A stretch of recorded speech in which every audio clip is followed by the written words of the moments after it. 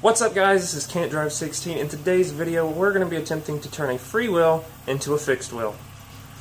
Okay, so before we get started I just want to give you a little bit of a backstory.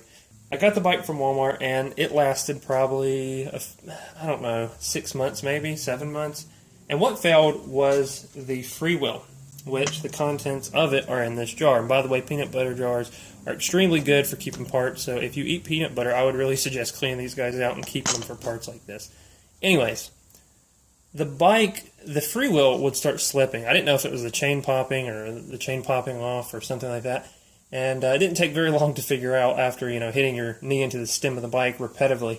It didn't take very long for me to figure out that the freewheel had been sheared off inside or something was broke inside and creating slippage. I mean, if you kept pedaling, it would eventually catch. And I'm going to show you why. And I'm also going to show you what I plan on doing to this to make it a fixed wheel. Before we go any further, I would like to say that I do not have a tool for this, and if you don't have a tool for these and you're trying to take one off, what I found to work pretty good is just a socket. And this end of this socket here, as you can see, fits just perfect right inside of there, and it didn't even damage these splines on the inside there. And you just put this side in the vise and pop it off. It's pretty simple, pretty easy. It does damage and kind of mar up the outside of your socket, but it's not that big of a deal for me because it's not, the tools are meant to be used. But the inside of here has little ridges, little teeth, so to speak. Well, I wouldn't call them teeth, really. There you go, as you can see. And it catches as it goes this way. I was going to keep this as a part, but to be honest, the inside of these are kind of marred up a little bit too. And it's made out of the same metal, so it wouldn't last that long even if I did use it on another bike. But this is what really started to fail, I think. This is where I think they're called the poles. I'll show you here in a second what those are, but as you can see, it's kind of bulged out there. It's kind of, messed up there.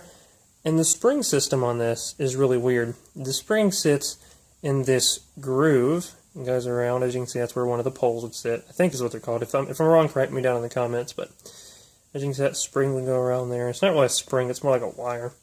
And I'm not sure if this little divot there had anything to do with the spring, but yeah. And the poles that I'm talking about, I don't know if this is going to pick up good. That's not too bad. As you can see, the ends are kind of rounded off there. And this sits in there, and that's what grabs onto those little edges. If you don't know how these work, just go watch a video. I'm just trying to show you.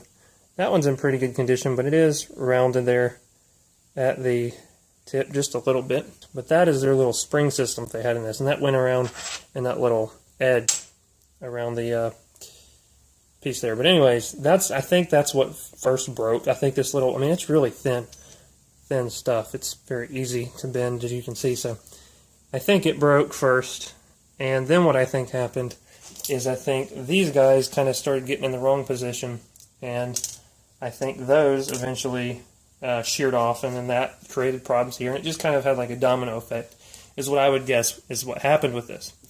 That's probably pretty common for these cheaper bikes, especially like Walmart bikes. But what I'm going to do is I'm going to do a little test with some 2-part epoxy from Loctite. Basically, I'm going to set this on here,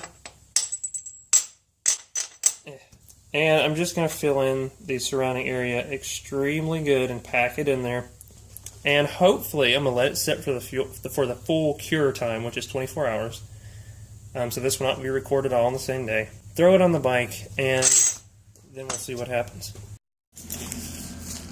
Oh, beautiful. Much better than those other gloves. Oh, yeah. Those fit like absolutely perfect.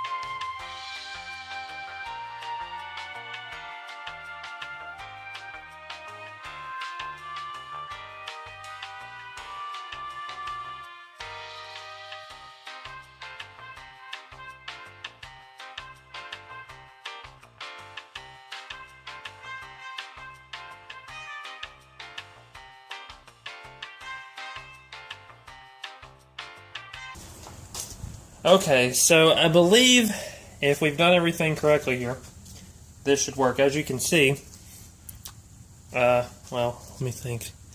Yeah, you can see that. You can see a little bit of the light shining. Just trust me. This is, if this epoxy sits correctly, this is not going anywhere. We'll leave it just like that. I'm not going to touch it anymore. It's going to sit right there until tomorrow, and we'll be back. 3 days later. Here it is on the bike. Come down here and show you. It is in fact the one with all the stuff in it. 2-part epoxy.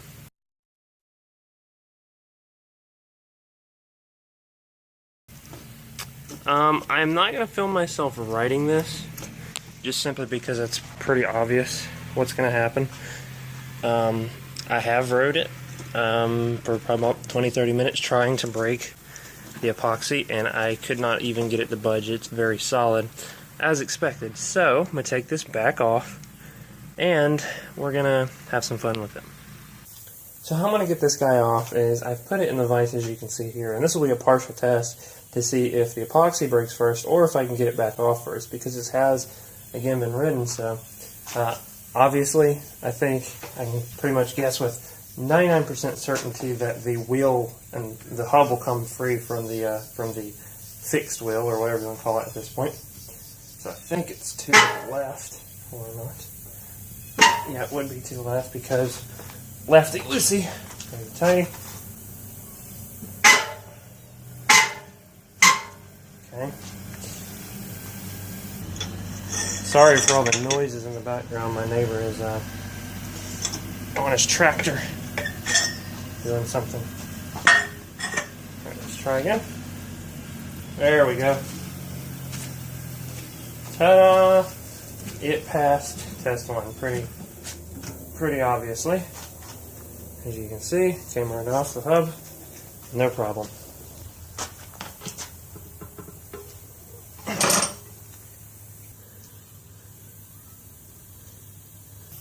Safety first. This time we're going to use a 16 penny nail and throw it in here and see if we can just beat the crap out of it and just see if we can break the epoxy. I've never tried to break epoxy, and Loctite's a really good brand, so we'll see what happens.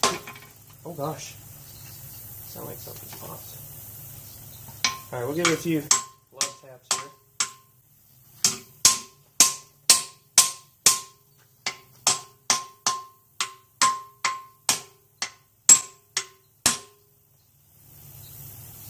It appears the epoxy is actually breaking. It is. The epoxy is breaking. Let's see if we can get you a shot of that. As you can see right here, it's loose. So this guy won't even be needed. We'll put that back in the box. As you can see, the epoxy did break. Whoa, super zoomed up there. As you can see, it did break. Keep forgetting I'm zoomed in here. As you can see, the epoxy held it extremely well. It's got a really cool kind of, like, I don't know, it feels weird. I don't know. It did pretty good. I cannot fault that. I mean, taking a hammer to it kind of would make sense that it would break, so I'd be surprised if it didn't. So this little guy didn't even last nearly as long as I thought it would, to be honest, but you really can't expect too much, and we're not trying to split hairs here, so it's not like, you know, I would expect this thing to last, you know, 100 pounds of a hammer, so it's not like, you know, it's unexpected, but, you know, it did break a little faster than I thought it would.